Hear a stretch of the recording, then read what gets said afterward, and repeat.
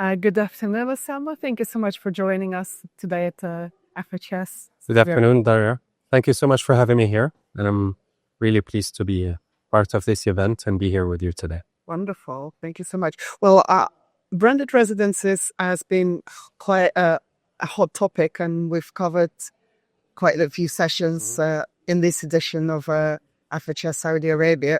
So I thought it would be good to unpack a little bit some of the stats within some of the recent report that you released as well on some of the market dynamics in within the branded register space, and specifically around some of the statistics that it works and your input on those ones. So we at Knight Frank put together a very comprehensive report with a lot of data coming from potential buyer, a lot of in-depth analysis. We try to give some real feedback from potential buyers and from the market to give a sort of market overview to our clients, players in the wider segments, and make them have a good understanding of what is currently happening in the markets.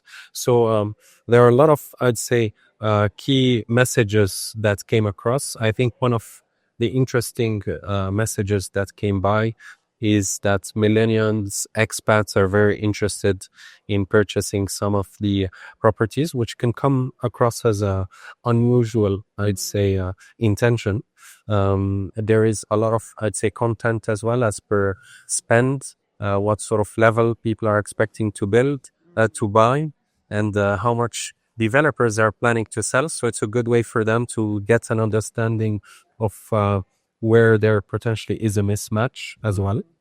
So if we talk about the first point, millennials are very, I'd say, experience focused, generally speaking, in terms of consumption patterns, whether it's F&B, hospitality, travel, and lifestyle, generally speaking. So I think branded residences do resonate with that sort of market, and it's a great thing for the future for this asset class specifically. So we're very excited to see that and to know that.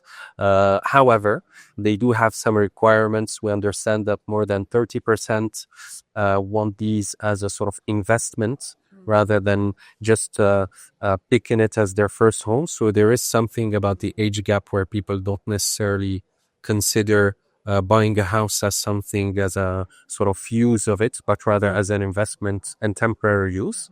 A lot of them are attached to that lifestyle, therefore attracting that sort of branded component, and they do feel that the investment would match actually their peers and potential people that would be like them, act like them, consume like them, etc., which makes it extremely successful.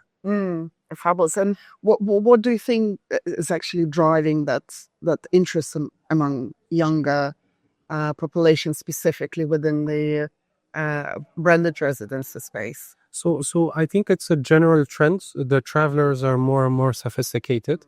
There is a lot more brand awareness, generally speaking, and people try to recreate what they have experienced. You know, there is a lot about emotional connection to make a stay successful, whether in a destination or within a hotel.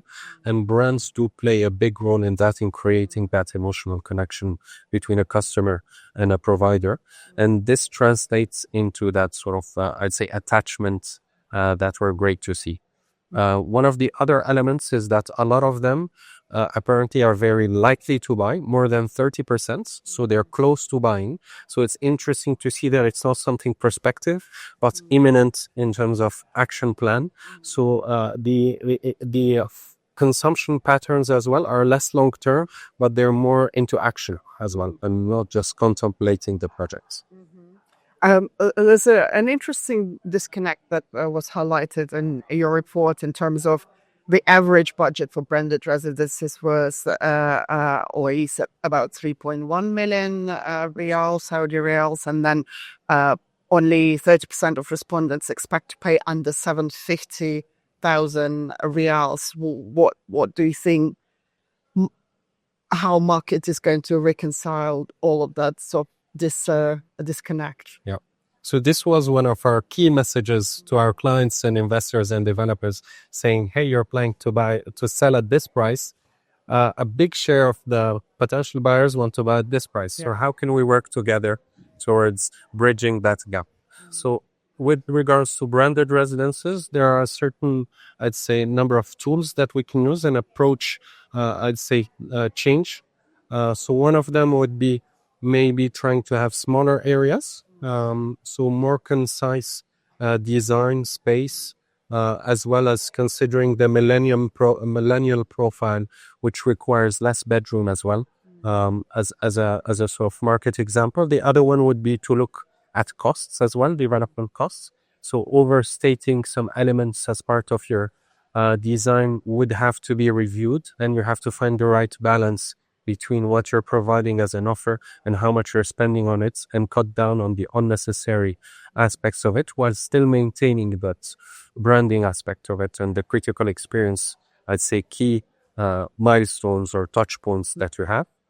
And the third one would be to look at different models. So instead of having villas, you could have townhouses, a better use of your land areas, try to unlock more, I'd say, FAR and therefore urban planning, make better use of your land plots to densify while still trying to maintain the brand standards. So those are the elements that we consider. But there is still a mismatch, which would still need to be, I'd say, digged into further. Yeah. Some learning opportunities there for the developers. Well, interesting as well, the dynamic between the preference towards more hotel branded residences rather than non-hotel branded residences. And I think you mentioned 55% looking towards improve hotel branded residents. Do you see non-hotel brands specifically catching up with hotel brands, or you feel that it's probably continue to be the more of a preference towards the hotel brands? Yeah.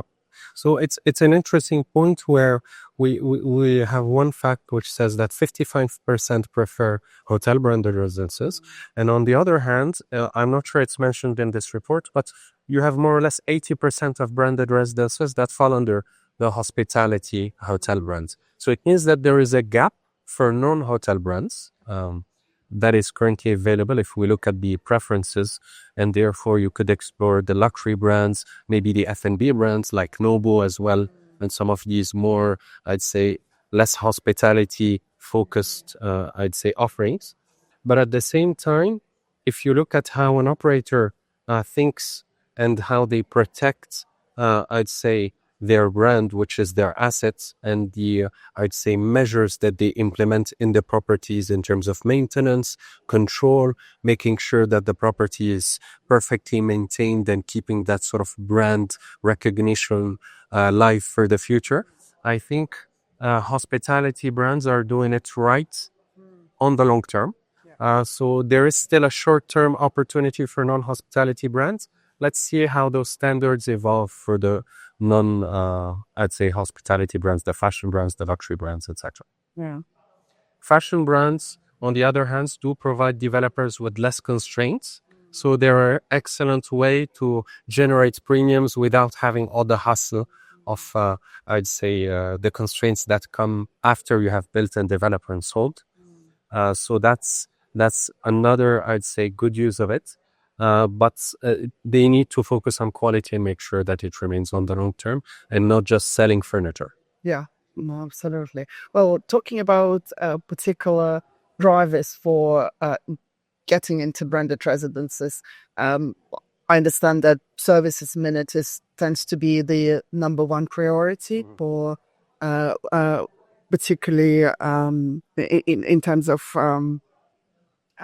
why people will choose go down that route, and the second being the potential for investment as well. So how do you see developers sort of striking that balance between ensuring that they're delivering the lifestyle and also return on investment? Very good question. I think it's about finding the right balance. So it's an easy word to say. Yeah. But to give you an example, for instance, if you have a hotel and branded residences, then you could potentially think, obviously, for not luxury or ultra luxury, but for other positioning, to share some of the amenities. Maybe you don't need two separate gyms, you could have one. Maybe you don't need two separate pools, you could have one.